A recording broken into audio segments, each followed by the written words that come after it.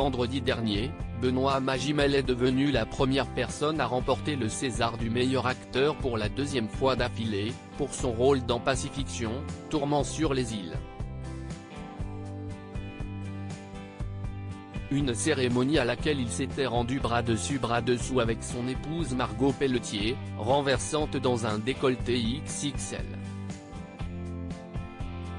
Avant de croiser la route de cette jolie blonde, avec qui il file le parfait amour, il a été en couple avec la comédienne Nikita Lespinasse. Mais en 1998, il rencontre Juliette Binoche sur le tournage des Enfants du siècle. Ensemble, ils ont eu une fille, qui est désormais âgée de 23 ans et se prénomme Anna. Le couple se sépare en 2003.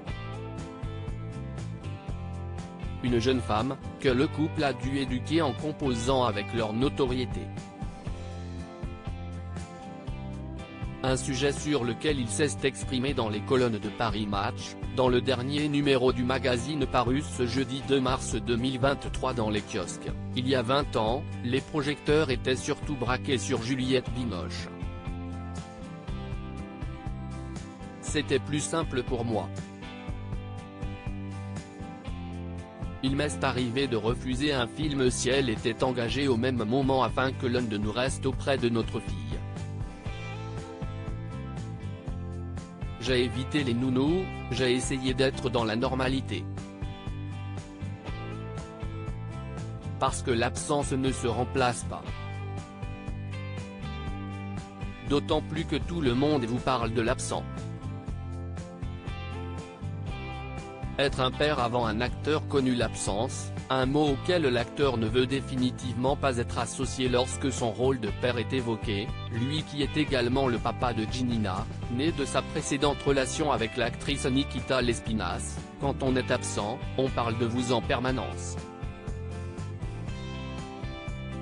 Et moi, je veux être pour elle un père avant d'être un acteur connu, les mêler le moins possible aux événements et à leur retentissement.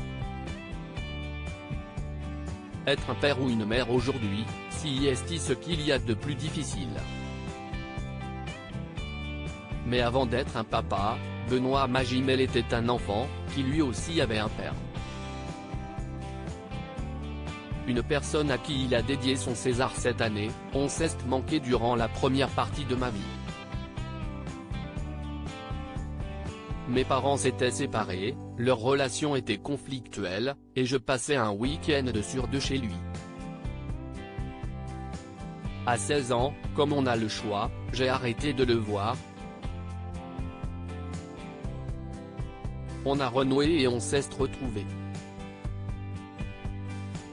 Après la cérémonie, il m'a envoyé un message. Je savais qu'en lui dédiant, cela le toucherait.